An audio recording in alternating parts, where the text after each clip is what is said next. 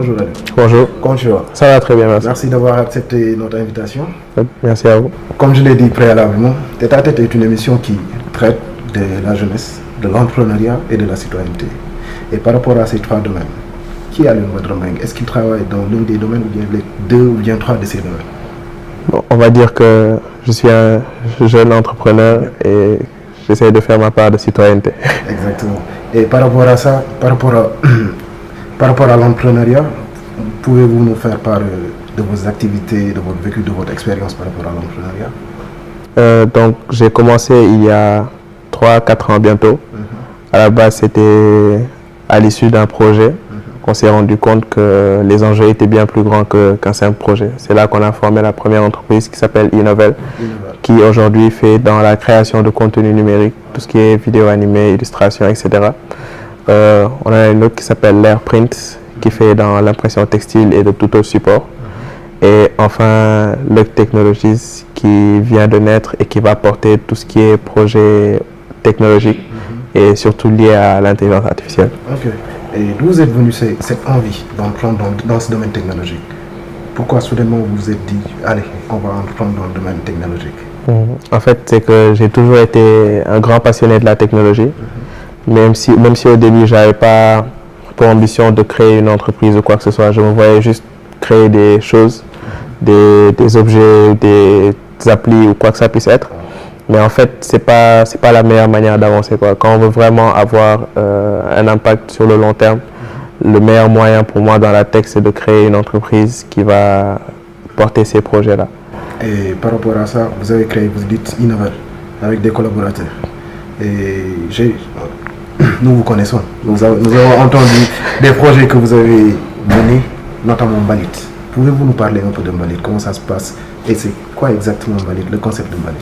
En fait, Mbalit, c'est vrai que c'est celui qui fait le plus de bruit. C'est une poubelle intelligente qui répond à la problématique de tri des déchets. Okay. Parce que le gros problème, c'est qu'ici, nous ne trions pas nos déchets et on n'a pas encore de mécanisme ou de politique réellement qui aide vraiment à cela. Du coup, et beaucoup de pays aussi sont dans cette situation. Du coup, c'est une poubelle qui permet d'enseigner aux gens les notions de tri sans pour autant qu'ils l'aient appris à l'école ou quoi que ce soit au préalable. Donc, c'est un dispositif physique qui, au début, avait plusieurs compartiments. Et lorsqu'on se met devant l'un des compartiments, il se met en marche pour parler en français ou en langue locale et expliquer qu'ici, il faut mettre le plastique, ici, le papier, patati patata. Mais maintenant, c'est un seul compartiment qui, grâce à la voix et à l'IA, vous demande ce que vous voulez jeter. Vous répondez par exemple, je sais pas, une bouteille ou un mouchoir et elle s'ouvre pour recevoir le déchet et ensuite elle à l'interne elle saura où est-ce qu'elle doit comment elle doit dispatcher exactement. Et par rapport à Mbalit, Innovel et tout ça, vous travaillez avec des jeunes comme vous ou bien c'est des entreprises que vous avez créées, vous avez des salariés ou bien comment ça se passe? Innovel à la base c'est un ami et moi qui était aussi dans Mbalit parce que Mbalit on était 5. Il y avait Ousmane Ning, Mireille Chango, Uri Diallo et Mania Ning. C'est avec ce Mania, Mbalit c'était un projet. C'était né d'un concours. On avait 17 ans, on ne savait pas vraiment ce que c'était l'entrepreneuriat, etc. Donc après avec Mania, on a créé Innovel en tant qu'entreprise qui fait des prestations de services. Parce que ce qu'il y a ici, c'est qu'on n'est pas à la Silicon Valley. Tu ne crées pas un produit directement, quelqu'un te donne $500 000.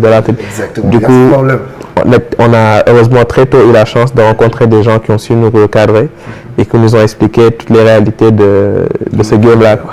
Du coup, on a créé cette société qui est une agence de service qui fait purement ça. On fait purement du service pour des clients.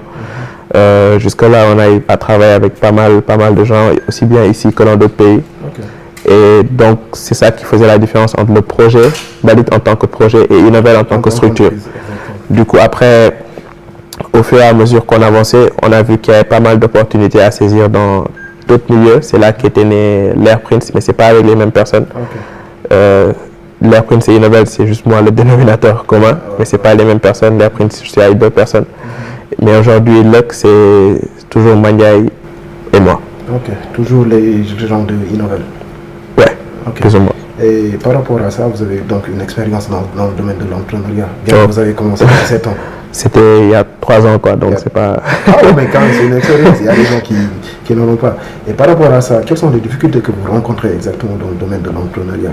quelles sont les réalités de ce domaine? Parce que au jour d'aujourd'hui, beaucoup de jeunes s'intéressent à l'entrepreneuriat. On dirait que même c'est devenu une tendance. Quelles sont les réalités que vous avez à partager par rapport avec ces jeunes?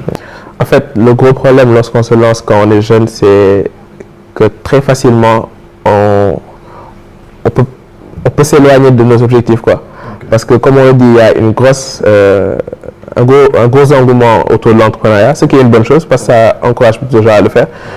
Mais du coup, ça devient plus une mode qu'autre chose. Ouais, c'est devenu cool de dire que je suis entrepreneur. Ouais. Et rapidement, tu peux oublier c'est quoi tes objectifs. Si par exemple, tu oublies qu'à la base, tu es entrepreneur parce que tu as une entreprise, tu peux même faire des années dans ce game sans avoir d'entreprise. Il y a des gens qui sont dans le milieu de l'entrepreneuriat depuis des années, qui font des conférences, font ceci, font cela, alors que pourtant il n'y a rien derrière. Et le gros danger, c'est de se réveiller des années plus tard en se disant faut que j'aille trouver un travail parce que et après dire que ça ne marche pas, c'est ça le gros danger. Et par rapport à ça, par rapport à vos expériences, par rapport à votre vécu, quels sont les besoins que vous avez pour carrément faire croître vos bénéfices, si je peux les appeler ainsi? Les besoins, en fait, c'est les gens ont tendance à dire que les besoins sont financiers, matériels, etc. Ah, mais je pense que c'est plus déjà dans le mindset qu'autre chose. Parce que si dès le début, tu n'arrives pas à justement discerner là où tu dois aller, ce qui est du vrai travail de ce qui n'est pas du vrai travail, toi-même tu ne pourras pas te hisser au niveau où tu dois être pour que quelqu'un d'autre vienne t'aider. Parce que même les structures, parce qu'il y a des structures de financement déjà qui sont en train de venir aussi bien dans la tech que dans l'entrepreneuriat de manière générale, il y a des fonds qui viennent.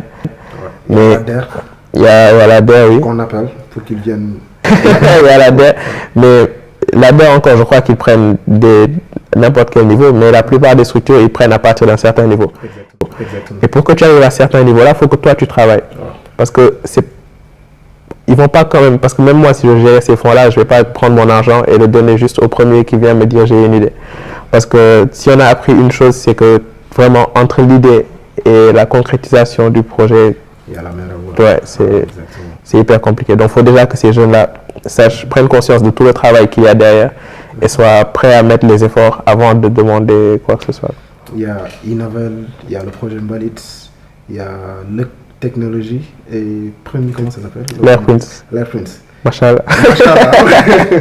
Ça fait 4 ans. Et avec ces 4 entreprises, comment vous faites avec les études aussi?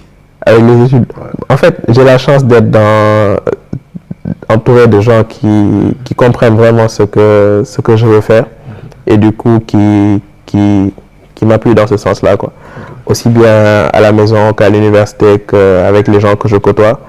Je fais en sorte de m'entourer de personnes qui comprennent ma vision et qui savent ce que je veux faire. Du coup, ces personnes-là m'encouragent et m'aident à jongler entre les différentes choses.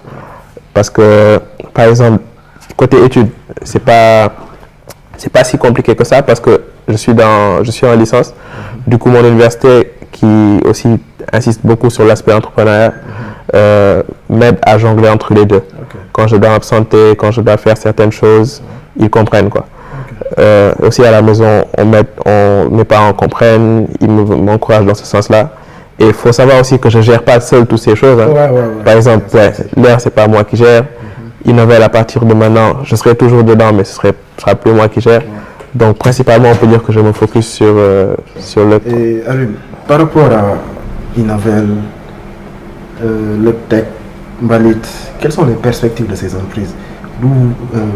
Vous voyez où dans 5 ans, dans 10 ans exactement? En fait, il faut savoir que, par exemple, Innovel et l'Airprints, c'est ce qu'on appelle des agences de services. Ouais.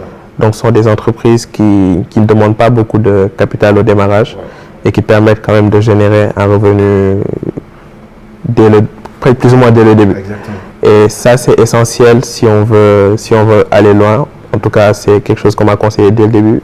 Et je remercie d'ailleurs les gens qui m'ont conseillé. C'est parce que c'est pas évident dans nos écosystèmes de trouver des financements pour des projets tech, notamment quand on est toujours dans la partie de recherche et développement. On n'a pas confiance aux jeunes. Je sais pas c'est quoi les raisons.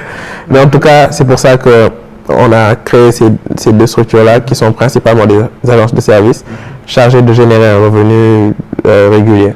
Mais maintenant, dans Look, la vision est beaucoup plus poussée parce qu'on touche quand même à un sujet qui a une grosse perspective, c'est l'intelligence artificielle.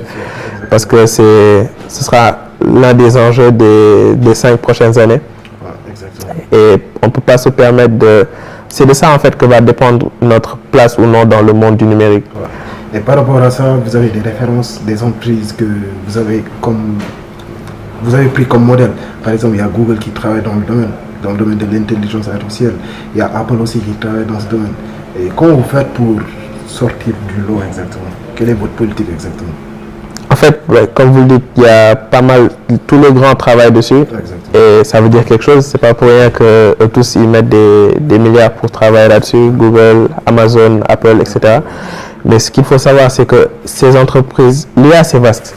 Quand on dit je fais de l'IA, c'est comme si je disais que je faisais, je sais pas moi, de l'informatique. Ça dépend de l'application concrète que tu donnes à ce que tu fais.